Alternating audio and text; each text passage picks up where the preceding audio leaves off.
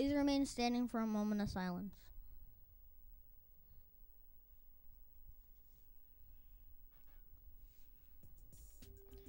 For BPA officer meeting this Wednesday morning, January 15th at 8:45 a.m. in Miss Allen's classroom. There's also a student meeting for BPA this Wednesday, January 15th, immediately after school in Miss Allen's classroom.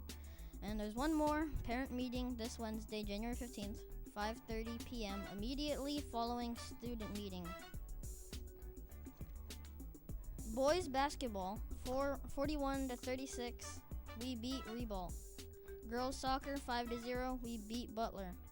Now to Tajanique.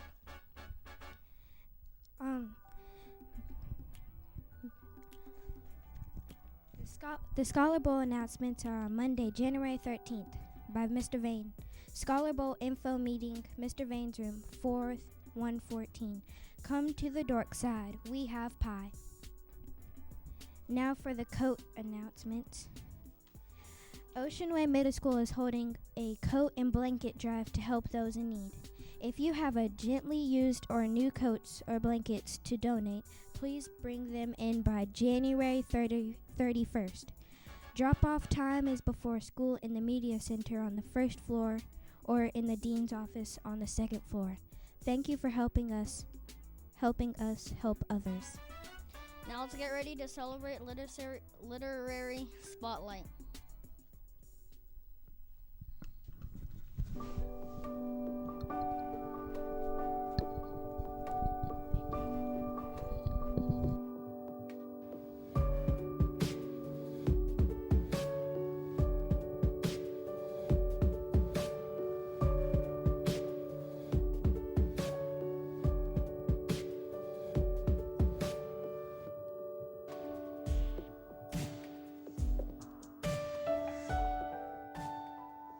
Good morning, Ocean Way. We're continuing to celebrate literacy this week at Ocean Way Middle School. Students yesterday, everybody did a great great job with the Million Minute Marathon. I am compiling those numbers today. I've already seen we have thousands of hours read yesterday, so great job.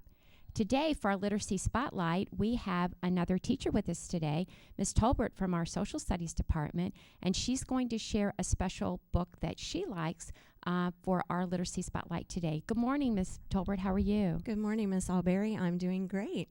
I'm glad to be here. Again, my name is Ms. Tolbert. I teach 6th grade world history. History is one of my favorite loves, and the book that I chose to share with Ocean Way today is called Follow the Drinking Gourd. I've always been fascinated with the Underground Railroad and how the Underground Railroad came to be, and it became especially important to me when I found out several years ago when I was researching some of my family history that I actually had ancestors that operated a way station on the Underground Railroad and helped escaped slaves in a safe place until it was time for them to be able to move on safely to their freedom. So Follow the Drinking Gourd. This is a quote. "For the old man is awaiting for to carry you to freedom if you follow the drinking gourd." In Alabama, there was a man, an old sailor man named Peg Leg Joe. He had a peg leg. That means he lost one of his legs, and he had a wooden leg. And he had a hard time finding jobs. So he would go from one plantation to another plantation doing odd jobs for the master of the plantation. And at night, he would go down to the slaves' quarters and he would teach the slaves a song. And that song, which when the masters heard it, just sounded like a regular simple folk song.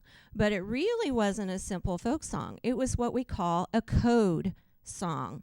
Within the words of that particular song was the way for those slaves to be able to escape to freedom to the north.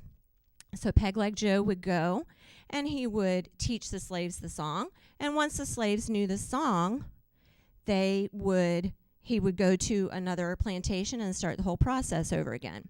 The drinking gourd is a reference to the constellation the Big Dipper. I'm sure everybody sees the Big Dipper in the sky in the spring and the summer sky only. It's not there in the fall and the winter sky. So one of the stars in the cup part of the Big Dipper, points to the handle of the Little Dipper, which is the North Star. And that's the star that the slaves needed to follow in order to escape to freedom. So Pegleg Joe was very important in saving several hundred slaves and getting them to freedom, because the song that he taught them showed them how to escape from their plantations in Alabama to get to their freedom in the North. Thank you. Thanks, Ms. Tolbert. Well, have a great Ocean Way day, and remember, let's continue our reading. Thanks so much.